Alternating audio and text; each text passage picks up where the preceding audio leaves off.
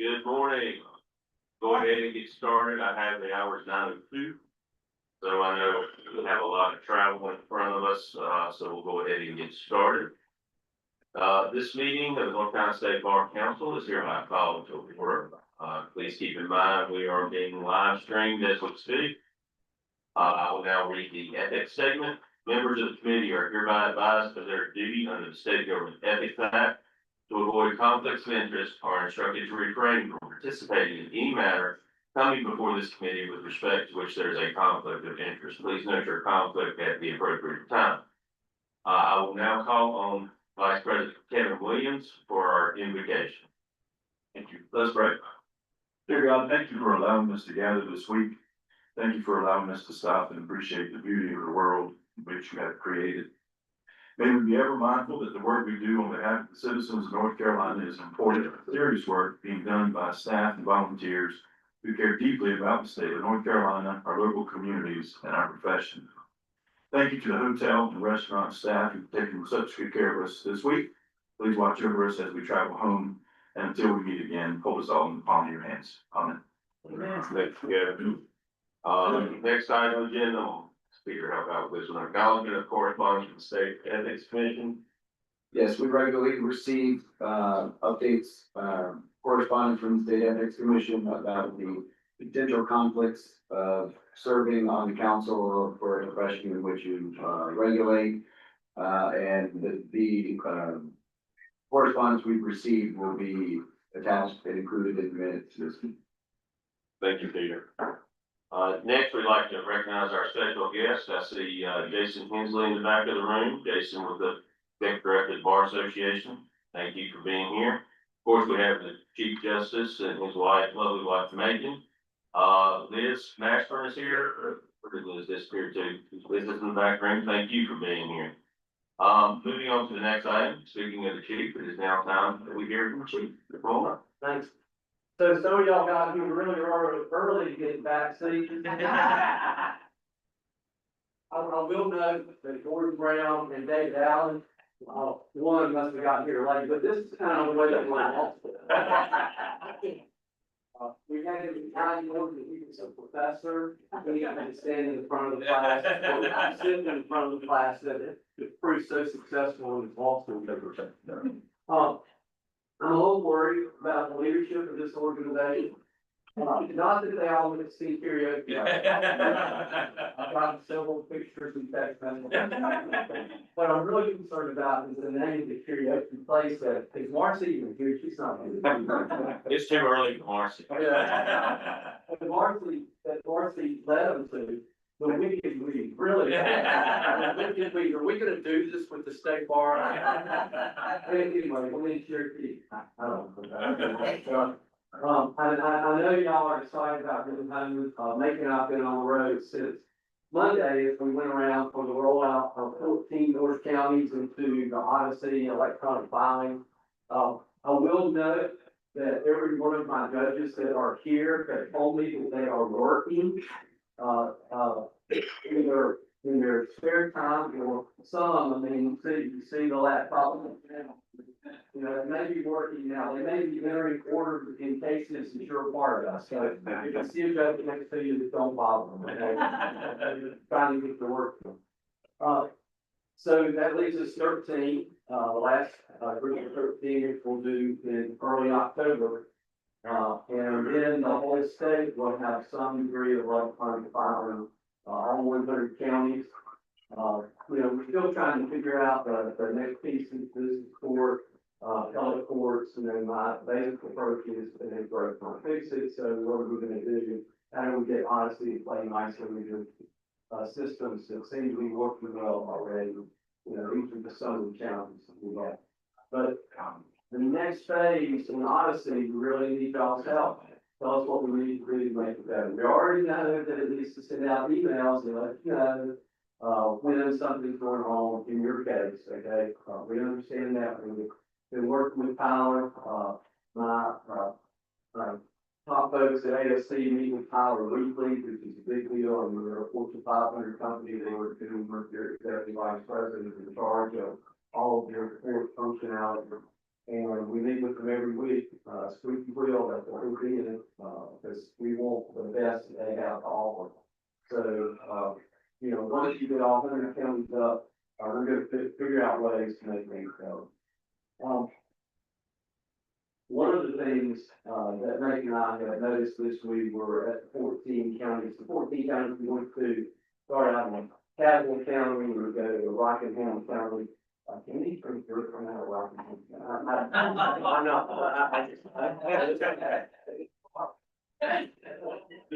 Sorry, please. You know, we went along the Virginia line and then we went along the Tennessee line. Folks, there's a lot of police devastation, in those areas.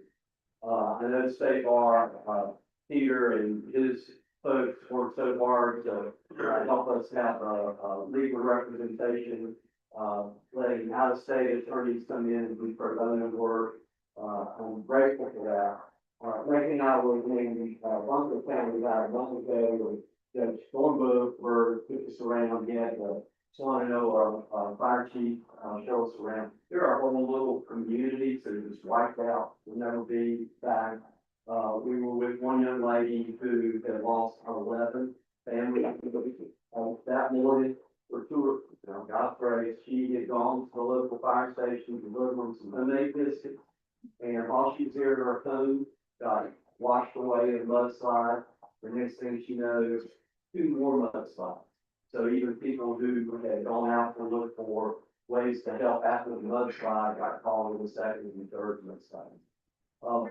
But it's true, the parkway is not even, the parts of the parkway for 3 years. Just because of, it's all the devastation, right? So continue to keep the folks in Western North Carolina and the areas that seem like everybody's been impacted by loss of family members, friends, type of thing. We lost one of the guys I practiced with when I started with there, we walked on Mike Drive and his wife. They there, when his daughter and grandson, all over his wall building, because they thought it was going to be the safest place to be. Little do they know, flying over the river, was washing away that building. I mean, we went by the location, parkway, we decided, all this is like the rock. Also, fortunately, his daughter survived. His grandson did not really like the problem.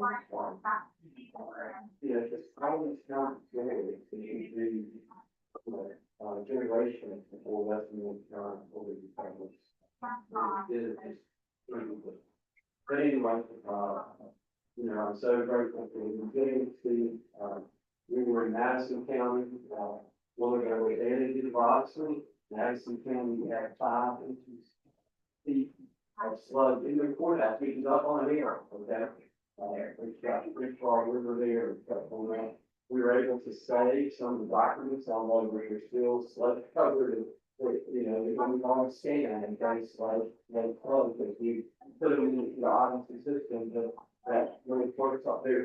They're having a whole court in the Ag Center, which they share with the 4-H and Future Farmers of America and all these other groups. But, they're resilient, they're strong. We're going to be sure that it shows in Madison County have a courthouse for the country. So we're grateful for that. Everywhere we go, we've got a problem with the country. So few lawyers there to fill one side of the week. And we all know that everybody needs that. Thank you for your leadership, for their appreciation, and their helping us try to figure out what we're going to do with these legal deserts. How can we get folks to understand what a great opportunity is to practice in those areas? Internship programs, I think, are very important toward that goal. The DA's reported that the internships they have this past year, 73% of the people who participated in the internship program are now working in one of the DA's offices in those counties. And then the public defenders are trying to do the same thing. But we got to figure out these counties that don't have public defender systems.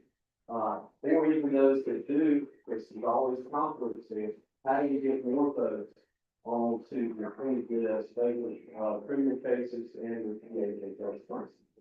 You know, we're working on ours. We lost, sadly, Mel Wright recently, now, of course, in the face of professionals, and he was the original director when Chief Justice Mitchell and Ford established professionalism. You know, now, it's a principal guy, and, our goal as a professionals and commission to establish, awarding this, you know, how do you honor somebody like that? He spent such a career going around the state, represented so well our profession, but also working within our profession. When there was a problem, between judges, between bench and bar, between lawyers, you know, our first go-to was not, well, sitting in this thing, but this, our first go-to is let's find somebody who can bring peace, can bring reconciliation. So we're gonna establish, at least one we're probably, but one called, right, peacemaker. But I need your help. I need you to send us, the professionalism commission, to this Jimbo, when you see or you know a lawyer in your area that is the go-to person when there is conflict among lawyers or conflict between the bench and bar, this is the person that we would call on. Please let us know, because that sounds like somebody that we need to recognize as like a peacemaker. We're blessed to have had, been on that role for so long. Let me just, I know I'm stating between you and that thing. So, let me, close with history and making sure all the this is, when he says close, I mean, history is the same way as life. But, some of the 50th anniversary of the next that could not have gone better. Again, thanks to you, thanks to your leadership. The mock trial folks put together a report team. All the regionals were held at community colleges, some of y'all helped go and go to these things. We ended up, with our finals, the semifinals at the Bell Courthouse in Charlotte. And there was odd, actually, Judge, we got Marcy there on time, and she's Judge. That was good.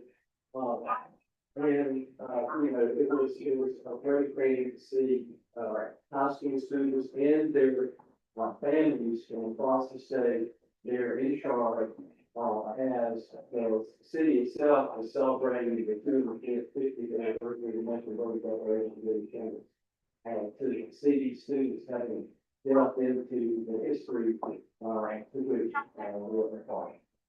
So that was a great thing. We're gonna have more opportunities, of course, we can not start program. And this is another way we're trying to address legal justice, because we're trying to get all 100 counties represented in the mock trial program, helping the young folks appreciate the fact that maybe they're not on their own, that our own worker. And I feel like I remember talking to Judge Ed Washington from my years ago, growing up in Jamestown, in Dutchess County, and I said, hey, Joy, can I even go to all store? I mean, I'm still see, I think they're lawyers and like that. And he goes, well, boy, I grew up in a house that didn't have individual children. If I can do that and look for a lawyer and a judge, you can do it. And, sometimes folks need that one little bit person. And so that's what we're hoping to provide through the trial program and those so benefit. Thank you for all that y'all do. We really appreciate it. It's been a great honor to be recognized by your peers to represent them, in the governance of the profession. What y'all do is vitally important. We appreciate, all of you. Your excuse making me, we're not going to start going. We have to go back our professionals and moving right along. So we appreciate that. But again, thank you all for what you do. Let me tell you, it's a great privilege to work with your leadership. Peter is someone who thanks for a lot of, well, everybody again, it's like, no, it's the only 10 o'clock and you call me 3 times. Seriously, we communicate well and we all headed in the same direction. So was our profession. And we'll be sure if we have all we can and bring it forward. Thank y'all so much.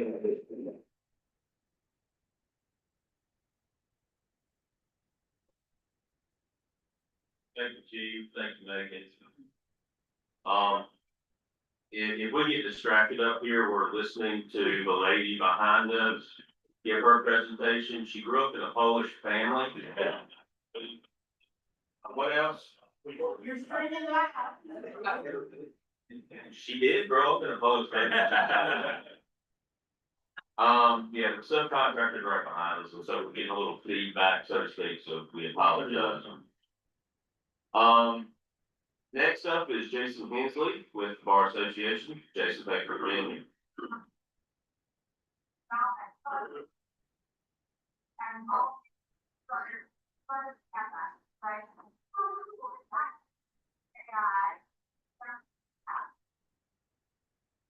Good morning. It's great to see you all. First, I want to thank you all for being in Western North Carolina, following Helene. There are lots of impacts that are going to go on for some time. It means an awful lot right now for you to be here. I hope that on your way back to where you're from, you'll stop in Asheville, you'll stop in some other places and use some of your economic resources there. The economy, if you stop in Asheville and you compare Asheville today with where it was a year ago in terms of tourism, people visiting, what they do, it's a remarkable difference in decline. It makes a difference in the economies up here. Appreciate you being here. I'm going to talk about three things in my report this morning. First, I'm going to talk about disaster legal services on behalf of the foundation and the association. This year, foundation programs team dedicated most of the year to disaster legal services effort following Helene. The association's Young Lawyers Division coordinates with the North Carolina Disaster Legal Services program in partnership with Legal Aid of North Carolina, FEMA, and the ABA Young Lawyers Division in support of the North Carolina Bar Foundation, the North Carolina Pro Bono Resource Center, NCBA Paralegal Division. And in response to Helene, DLS also partnered with Pisgah Legal Services. That's a long list of organizations. It takes all of these organizations to do this work well and meaningfully, or to bring people together to support those who are in need. DLS launched its volunteer recruitment effort on Monday, September the 30th. And as you all know, over 1,600 attorneys, both in North Carolina and outside of North Carolina, volunteered and registered to provide assistance through DLS. Foundation program staff worked collaboratively with our partner organizations and have developed a system for effectively managing case referrals. To date, we've placed over 170 sets of clients in for referrals from Legal Aid and others for assistance with disaster-related needs. We're going to continue placing individuals for referrals. In December, we began offering our in-person DLS clinics. We held 9 clinics. The first was in Frank, outside Newland in Avery County. We were in Hendersonville, Spruce Pine, Black Mountain, Burnsville, Marshall, and north of Marion, North Cove. And through those, our volunteers served over 170 sets of clients with their legal issues. On June 11th, we partnered with Pisgah Legal Services and Legal Aid to host Ask a Lawyer, Western North Carolina Disaster Recovery Hotline using our Telsio platform. It's the same platform that we use for For-All, and it allows people to reach out and speak with someone wherever they are and to work with attorneys wherever they are. And then we also held our first small business clinic immediately after our annual meeting in Asheville. And there we had volunteers, including a few people in this room, who worked with small businesses who so far have not had much in the way of disaster legal services available to them. And so we anticipate holding more of those clinics. So I want to talk a little bit more about what these clinics are and what they mean to people. So for our clinics, like in Frank, when we went to Frank, we went to the volunteer fire department, which was serving as the community hub, for that part of Acre County. We, it was 15 degrees that day. There were lots of folks who came in who still didn't have electricity in December. Who were having to rely on a lot of different, means for heat and their other needs. That volunteer fire department was still serving, several hundred meals a day. And when we got there, it actually took the volunteer fire chief getting on Facebook Live with, our senior director of the foundation, to talk about what we were there to do and how to help us. No one had really shown up yet, and 30 minutes later, a dozen people walk in. Once they heard from someone more about what we were there to do, they came in. And, you know, we had folks from FEMA there with us to help with appeals. A lot of people were making initial filings with that, particular clinic. But what it really, for many people who were coming in, they really didn't recognize that there was a lot of help available to them.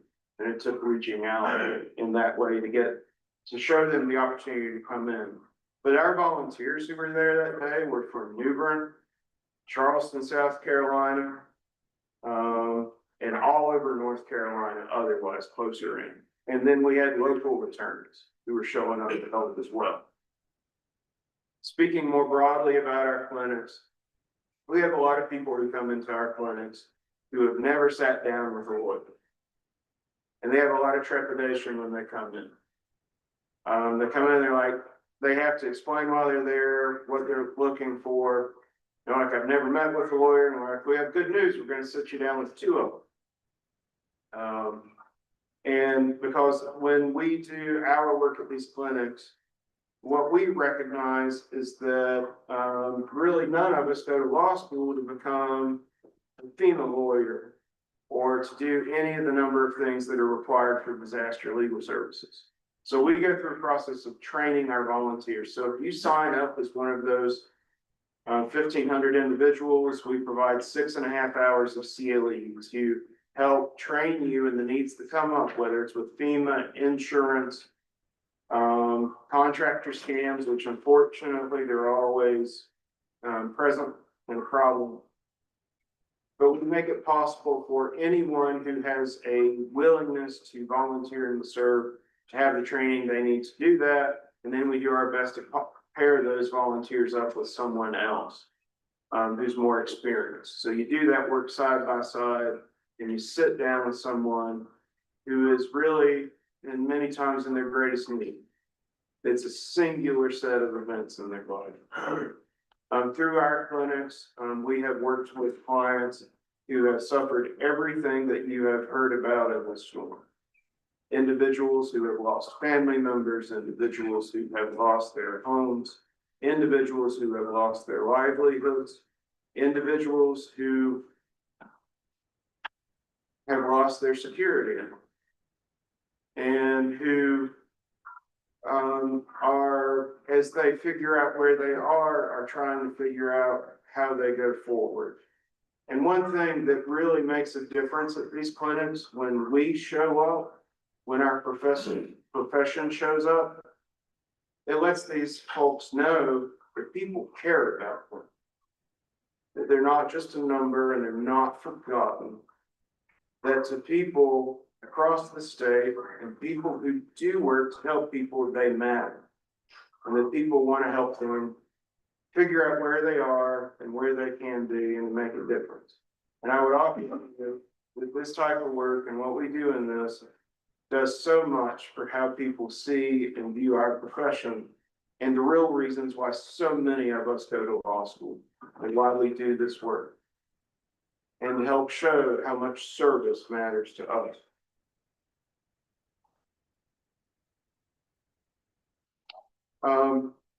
Two other items related to the association. First, I do want to give you a short legislative report. This year, the association had 9 legislative proposals on its agenda. And so 8 of these come from our sections. It's what we do every biennium. Our sections work on positive changes to the law.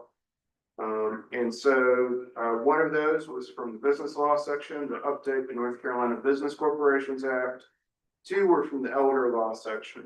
First, authorizing counties to establish case multidisciplinary teams consisting of various professionals associated with social services, law enforcement, and healthcare to assist disabled adults and older adults.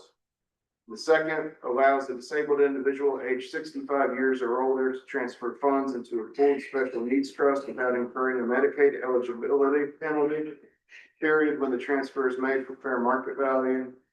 And 5 are from the estate planning section dealing with implementation of e-wills, storage guidelines, elected chair updates, trust administration and contest updates, years allowance revisions, and the Uniform Community Property Distribution at Death Act. I am happy to be able to report that all 8 of those have been passed by the legislature and signed in by the governor. That's pretty early in the biennium for us to reach that milestone, but all 8 of those are now law. And they are the product of members of our profession working hard to think about how we can improve the law for our clients in the administration of justice. Finally, you have a standing resolution in support of repealing the literacy test that's in the North Carolina Constitution. It remains on our agenda. The legislature has not taken up constitutional amendments yet in this biennium. There remains strong bipartisan support for repealing the literacy test. And so we are optimistic that the legislature may take action in this biennium regarding that. And then finally, I want to let y'all know that we are now planning for our next Public Service Academy to be held this fall.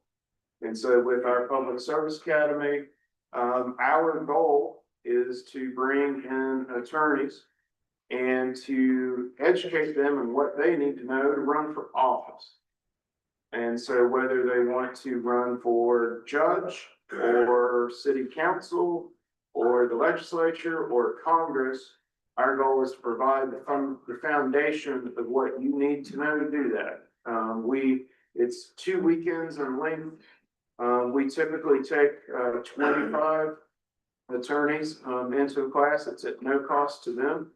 They have to make a commitment that they're going to participate and show up before the academy. And so with that, we begin with the foundations of democracy. We go back to Greece and we talk about the evolution and democracy up to where we are now. And why we do public service and how important public service is and why it's important for attorneys to provide public service. And then we talk about all of the things that go into running for office. And that comes down to understanding data, figuring out what you need to do with regards to a campaign treasurer. How do you go out and ask for a vote? How do you campaign? And then one of the things that I think does tend to be enlightening for the participants is we do a media session. And so we do a broad session with everyone to talk about how do you talk to the media. But then we work to put them one-on-one in front of the camera. And rather than they conducting the deposition, they are being deposed by the journalist. And it tends to be an enlightening training process or educational process for participants when they are critiqued afterwards on their performance. So if you know someone who is interested in running for office, who's a member of the profession, encourage them to look for that notice coming from us. We will probably have those applications out in early August. And then finally, I do want to note, I'm going to go back to disaster legal services for a second. I do want to note that unlike any disaster in recent memory, there have been no disaster legal service funding or funds coming from the federal or state government to support disaster legal service. So disaster legal services, through the Lean Forward have been a result of, grants from IOLTA, the responsibility of the, legal service providers like Legal Aid and Pisgah, and then the contributions of attorneys and others in our profession to help support these efforts. So it's been very different than it has been in prior disasters in terms of the funding to help the work occur. But our profession has done an awful lot to make a difference for people. And the people of the state still need us to keep doing that work. So I thank y'all for everything you do. I thank you for your service. I appreciate your time and the opportunity to be here.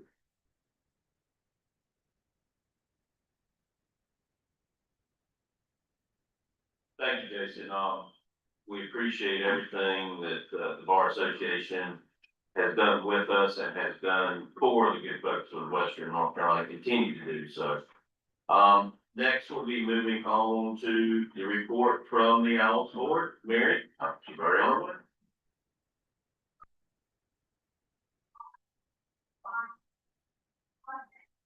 Trying to do my part to move us on to the next, keep us timely this morning. I have just a quick presentation for you all from the IELTS board. I'm Mary Irvine, the executive director from our IELTS program here at the State Bar. Just a few quick program updates. As always, you've got a report from us in your materials that's a little more comprehensive, but I did want to highlight just a few things. We recently released our annual report in June for 2024, and really are trying to make sure that that report is helping tell the story of the program and of the impact that we're able to have. In 2024, we distributed $10.4 million in grant awards for civil legal aid and other administration of justice efforts, which now brings us to more than $135 million since the program's inception to support civil legal aid and other access to justice issues. In particular, the report highlights two particular programs that made, I think, a big impact last year. One of those being really the quick deployment of resources to support the response to Hurricane Helene in Western North Carolina, supporting 4 nonprofit organizations with close to $1 million to help support their efforts to support the residents of that community. And then another big highlight is, again, our public interest internship program. In 2024, we reestablished that program that brings law students to more rural areas of the state to do public interest internships over the summer. Those students are working with district attorneys, public defenders, judges, and civil legal aid programs in the rural areas. So we had 24 students last summer and 36 this summer that have participated in that program. In total, close to 100,000 household members that are benefiting yearly from the services of the nonprofit organizations that are funded by IOLTA. So I hope you'll read the report. Hopefully you all already got it in the mail from us, but if not, we have some more here as well. Another update is the recent launch of our new website. And again, similar to the annual report with the website, we're really hoping to better lift up the individual impacts, the stories of the clients who are served, the communities that are strengthened, the programs that are able to be supported through IOLTA. And I want to highlight in particular one story that you will find on our website, a really powerful story of a girl named Sammy who received services from Legal Aid of North Carolina when she was 15 to help navigate the custody process that her parents were going through. I'll let you read the full story on our website, but her story is really beautiful. These are pictures of Sammy and her mom.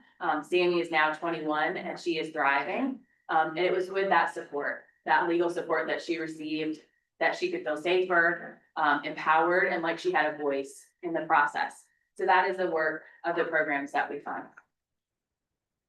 I'll leave it there this morning, but I'm happy to answer any questions. Thank you, Mary.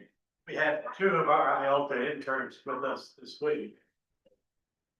Spencer Barr and Christian Rothrock, but they've been with me all summer, thanks to IOLTA.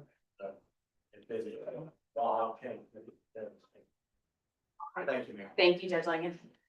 Stand up and be recognized, guys. Come on. Thank you so much.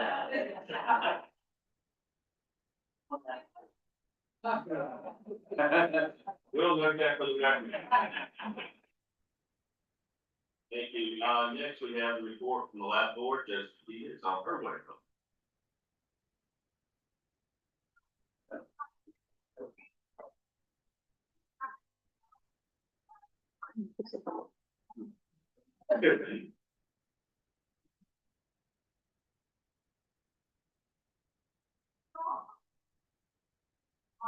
All right, good morning, everybody.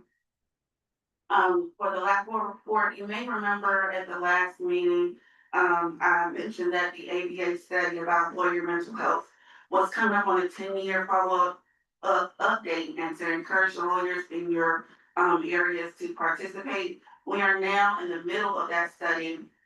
And the survey email went out about 2 weeks ago to about 70% of the North Carolina lawyers who were randomly selected. A follow-up email will be coming out soon, and the study window will close in a couple of weeks. So please encourage lawyers in your district to participate if they receive the survey. This past quarter, lab staff and volunteers gave 10 CLE presentations. We currently have 163 active volunteers, having added 2 new volunteers this quarter. That has 307 active cases, which are broken down as follows: 175 psychological issues, 152 substance abuse issues, 40 family relationship issues, 7 process addiction issues, 14 medical issues, and 80 career issues. Lab had 31 new and reopened cases and closed 11 client files. And there's been a big push to close more files, so Lab closed 359 files this quarter. And also follow us on social media, Facebook, Twitter, and LinkedIn. Thank you. Thank you.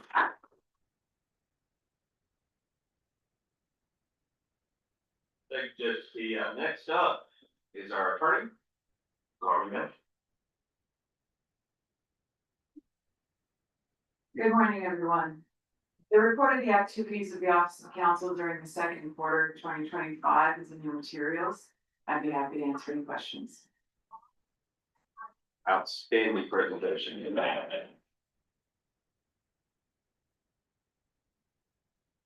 Next up, I recognize Jennifer Porter from the Office of Counsel for the tender or surrender of the license of John H. Painter. Jennifer? Thank you. Good morning. You have in your materials the affidavit of surrender of John Painter of Monroe, North Carolina. Mr. Painter improperly borrowed significant amount of funds from a client, failed to timely return those funds, failed to return a $30,000 unearned fee to a client, and failed to properly maintain and pay over fiduciary funds consisting of withheld employee income taxes for various periods over a significant period of time. The affidavit complies with the applicable rule, so it is the Office of Counsel's recommendation that the State Bar Council accept this affidavit of surrender and enter an order disbarring Mr. Painter and taxing him with the applicable fees and costs. Are there any questions for Jennifer? Seeing none, the chair will entertain a motion to accept the surrender of the license of John H. Painter. So moved. Have a motion, do I have a second? Motion and second, further discussion? Seeing none, all those in favor, signify by saying aye. Aye. All opposed? We need the chair to ayes have the motion carried.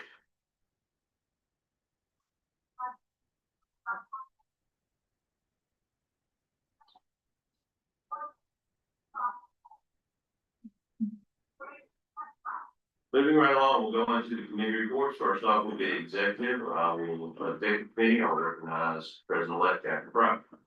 Good morning. I hope everyone has read everything that Brett sent to you because we're going to do things in groups, so buckle up. There are 3 things in the first group for the financial report. Number 1, the 2025 second quarter financial statements are posted on SharePoint. The Finance and Audit Committee recommended they be approved, and so did the Executive Committee.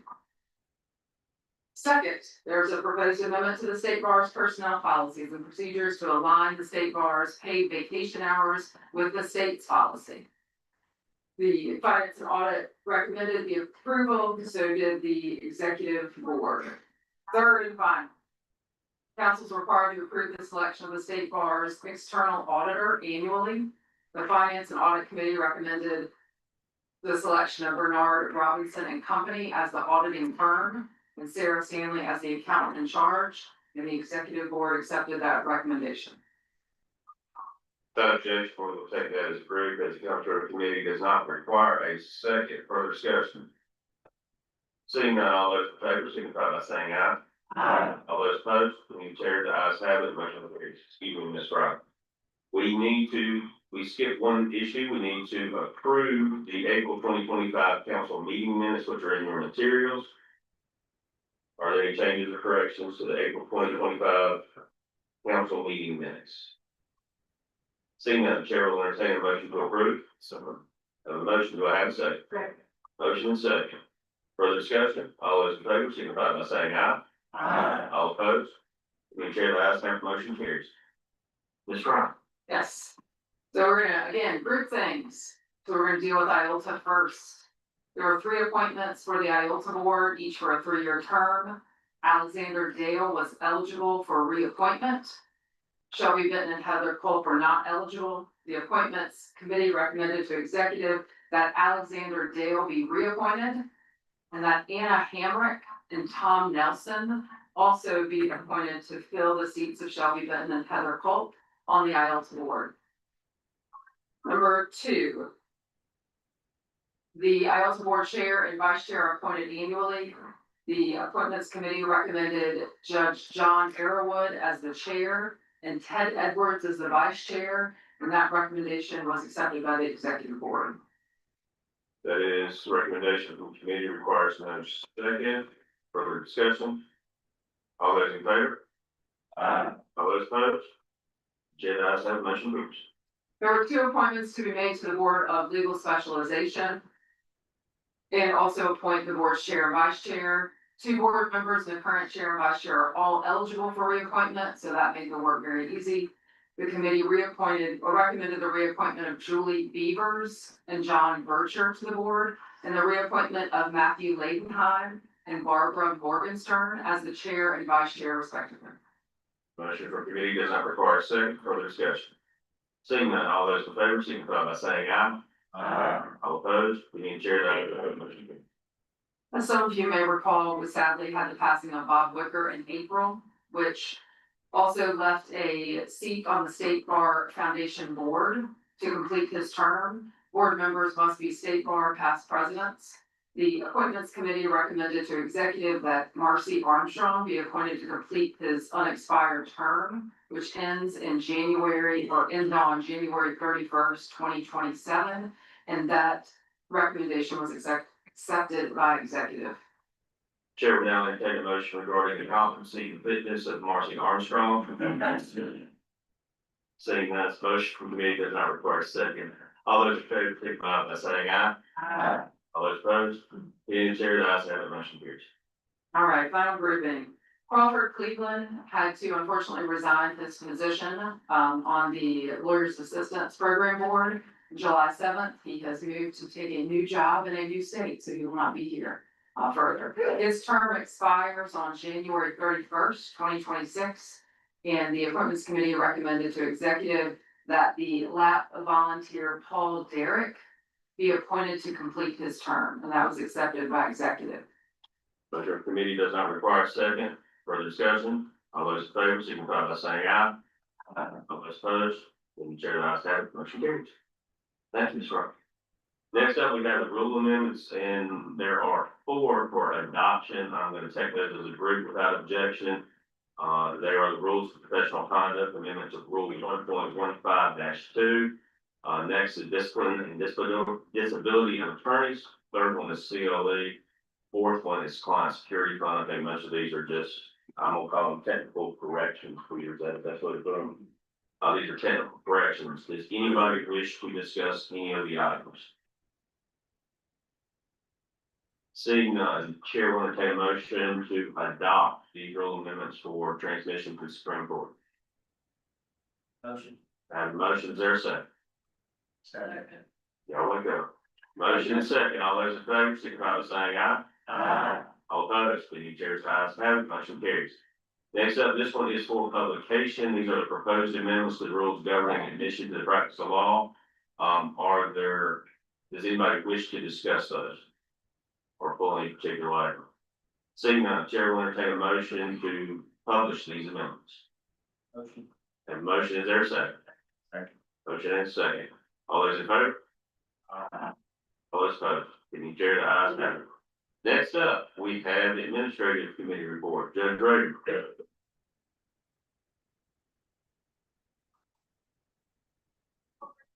Good morning. Administrative Committee met on Wednesday. We had a full agenda with 2 petitioners appearing to be heard. The full report of the committee is contained in the action materials section on SharePoint. During the committee meeting, we had 69 lawyers who petitioned for transfer to inactive status. Those were granted. 1 was granted upon satisfying the requirement of paying his local bar dues, and 2 were granted non-pro-tunc since they're no longer practicing due to health reasons. We had 1 petition for emeritus pro bono status for an inactive member. That person had fulfilled all the requirements for that, so that petition was approved. We had 15 petitions for reinstatement from inactive status. 14 of those were approved, with 1 of those including the requirement that they complete the bar exam and the MPRE. 1 of those petitions was deferred. We had 5 petitions for reinstatement from suspended status. 4 of those had fulfilled all the requirements and were approved. 1 was deferred to January. We had 1 petition for relinquishment of membership. And as always, Tammy Jackson confirmed to that individual that they wanted to relinquish their license as opposed to going inactive. So that was approved. We had 4 petitions for pro bono practice, excuse me, by out-of-state lawyers. Those all qualified. Those were approved. And then the last thing is attached to the full report, beginning on page 6, is the show cause and suspension order list. If you look at that, you'll notice it's pretty lengthy. There are 1,101 lawyers who are approved for issuance of show cause, and 82 were approved for issuance of suspension orders. That is primarily, almost exclusively, for failure to comply with membership dues or CLE fees. As always, Tammy Jackson, Lauren Stein, and Nicole McLaughlin, want to thank them for their support and counsel to the committee. They are pulling together an email that will go out to each of you early next week with recommendations and information that you can provide to these attorneys. If you contact the attorneys in your local bar to tell them that they're on the list and they need to take action, this email will provide you the information you need. You should receive that early in the week. The report comes in the form of a recommendation for approval by council. Thank you, Mr. President. Thank you, Judge Rader. Any questions for Judge Rader?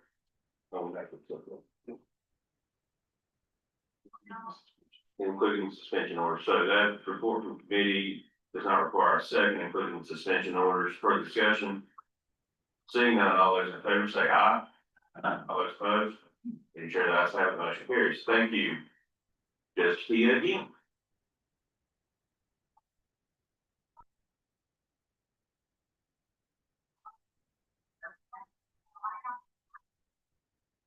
All right, so this time I'm back to talk about the authorized practice committee.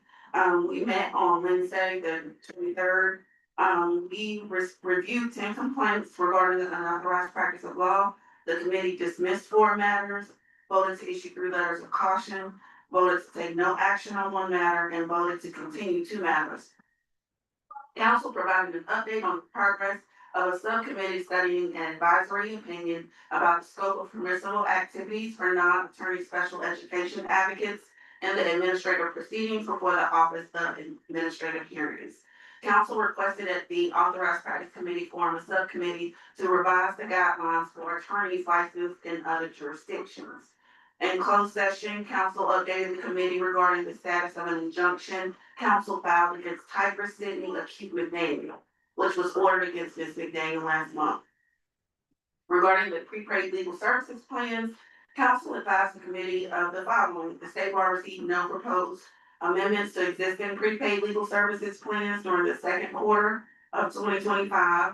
The state bar received 3 additional registration statements during the second quarter for prepaid legal services incorporated, Choice Legal Plan, Select Legal Plan, and Select Plus Legal Plan. The state bar issued 1 notice to show cause why plan registration should not be revoked during the second quarter to discount legal plan. The notice was sent out in March 28th, and expired after the April 2025 meeting. So it's being presented for revocation at this meeting. The state bar issued no orders of revocation during the second quarter of 2025. And staff council proposes the committee recommend the council issue an order of revocation for discount legal plan 21 PP15. Thank you. As recommendation for committee does not require a second. Further discussion? Seeing none, all those in favor signify by saying aye. Aye. All those opposed? Chair, I have that motion carries. Thank you, Judge. Judge, and then Judge.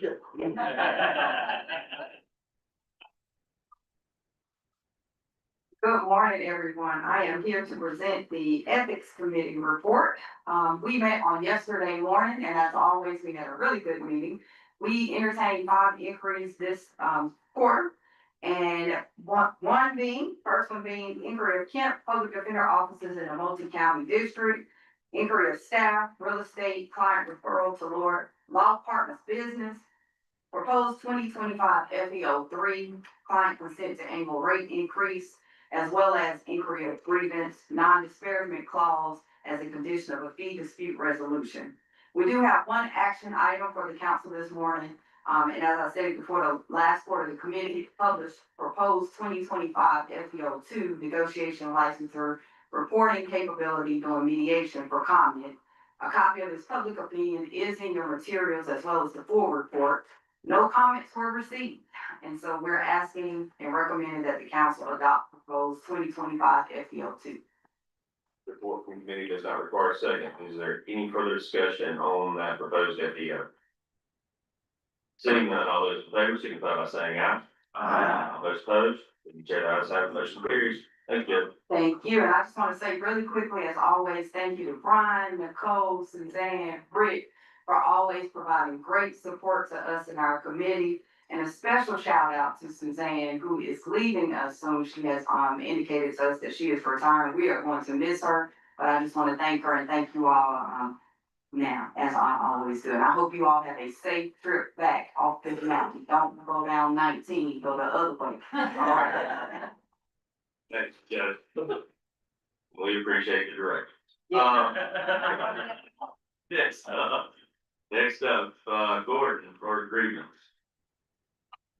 While Gordon comes up, I will read this. Caroline did send out, if you're wondering what Judge was talking about, you want to head towards Silva, not towards Maggie Valley, so then you don't have to go on the switchback road. So you want to get on 74 east towards Silva, that'll take you to where to go. Now you tell me. Good morning. Details of the grievance committee third quarter report are in your materials. Didn't really think I'd stop there, did you? But we handled 50 matters yesterday, and they are in your materials, really. I'm not gonna go over those. I'm gonna report on the back, and that's the backlog. That's what we've been emphasizing our focus on this year. For reference, in 2024, there were 1,515 filings. That may have been a record. Certainly in recent years, it's been a record. To date, this year, we have 1,173 new filings. That's a lot. President Smith and I independently did the same calculations and scaled off what that would be by the end of the year. And we're on pace to have between 2,200 and 2,400 filings this year. That's an increase of 145 to 150%. Now that means that the grievance committee has got to find some way for this position to come closer to intake in order to achieve some kind of gain on the backlog. Well, year to date, in terms of dispositions, my math is that in Q1, we handled 362, Q2, 515, this quarter, 511. So we've handled 1,388 so far this year in dispositions. So we're actually having more in dispositions than we are in intake, even with the increase in intake. That is amazing. Carmen, in her report, had a year-on-year comparison, summer of 2024 with summer of 2025, and we see 37% reduction in the backlog, Mr. President.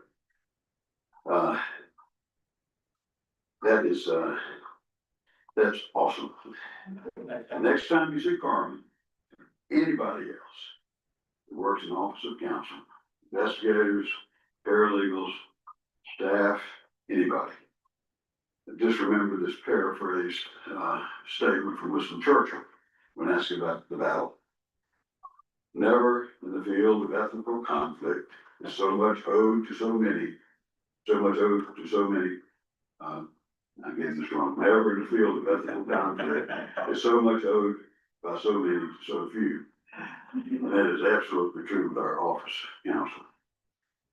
And I don't want to leave out our subcommittees, chaired by Meredith Nicholson, Daryl Davidson, and Scott Hart. They're doing an amazing job to keep us running at a really good pace.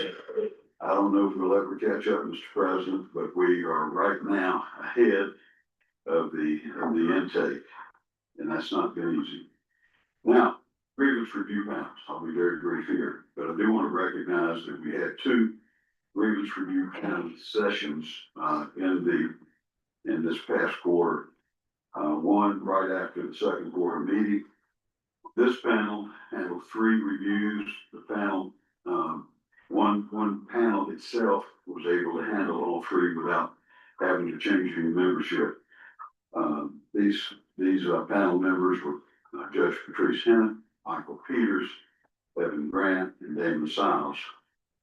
In those 3 reviews, the panel recommended an adjustment from remand to admonition for 2 of those. Yesterday, the full committee accepted one of those recommendations, did not accept the other. On the third one, the review panel affirmed the subcommittee. On June 17, there were 3 more reviews of grievance review requests. We had to have 2 different panels. Panel 1 handled 2 of those. Daryl Davidson, Deon Fortner, Lee Bauman, and Samantha Holmes were on the first panel. 2 files were recommended for adjustment from censure to reprimand. Yesterday, the full committee accepted those recommendations. A second panel consisting of Meredith Nicholson, Daryl Davidson, Kathleen Nix, and Sharon Wald looked at another file, and that panel affirmed the subcommittee, so there was no change made. Are there any questions? Questions for leadership? That's all I have. Thank you very much. Thank you, Gordon. Next up, we have issues. Judge Todd. Good morning. The Issues Committee met on Wednesday and received reports and updates on 3 matters. The first relates to the North Carolina Trust County rules. A determination has been made by the president that we need to study our existing rules and determine whether or not they should be updated, modernized, et cetera, et cetera. So he's in the process of appointing a subcommittee that will be just that, over the next several quarters. And hopefully he'll get that done shortly, and we'll have that commission, that subcommittee get to work and have a report for us in October. The second matter we heard an update on is the, law school graduate supervised practice. You may recall that those proposed amendments were, to amend the rules governing the practice of the practical training of law students, and that would permit law school graduates to engage in limited supervised practice at governmental agencies and other legal services organizations. Those proposed amendments were published. We received no adverse comment to those. Those are ready to go. However, we need legislative authority statutorily in order to proceed. That has not yet been received. And when we should receive that, then we will proceed with that initiative as well. And Peter can answer any legislative questions if anyone has any. And the third update related to the joint subcommittee to study Distinguished Service Award Committee policies. That subcommittee was appointed to study and propose a formal background check process for nominees for the John B. McMillan Distinguished Service Award. The subcommittee, I believe, for the first meeting, they sort of have a meeting on July 15th. They're in the process of drafting policies that they will present to this committee, this body, for consideration at a later point in time. And we should hear more about that at the October meeting as well. Mr. President, that is my report. Thank you, Judge Craig. Any questions for issue committee? Saying none, we'll move on to land committee, Mr. Bachman.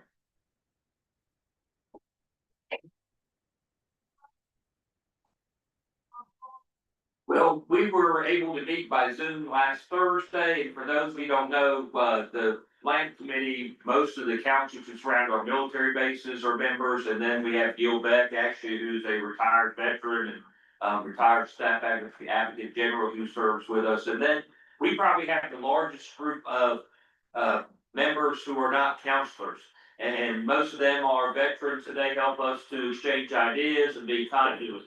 We have reports from most of the military bases of what's going on with the staff advocate generals.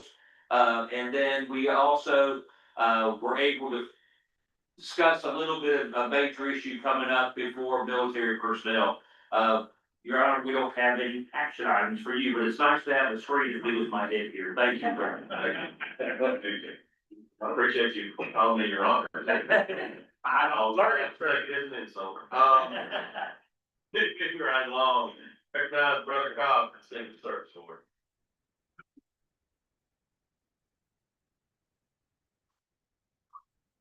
No fun being last.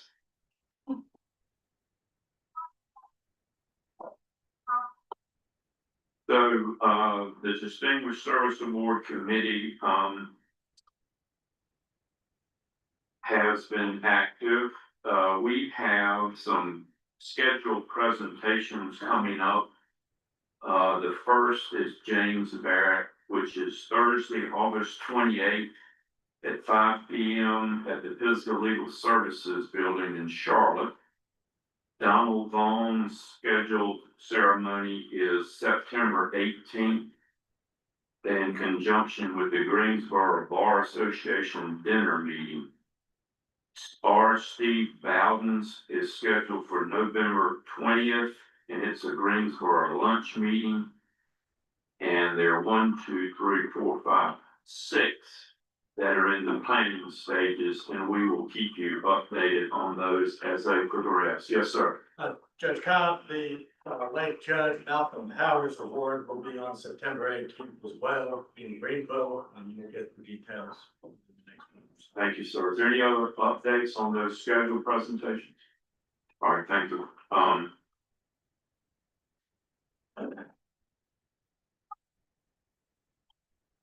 So, Mr. President, at this point in time, I would respectfully move to go into closed session pursuant to General Statute 318.1182 to prevent the premature disclosure of an honorary degree, scholarship, prize, or similar award.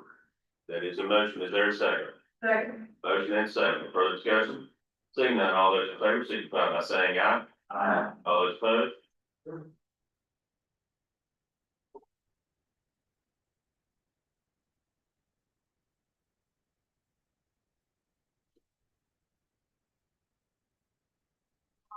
And we're back. Judge Powell.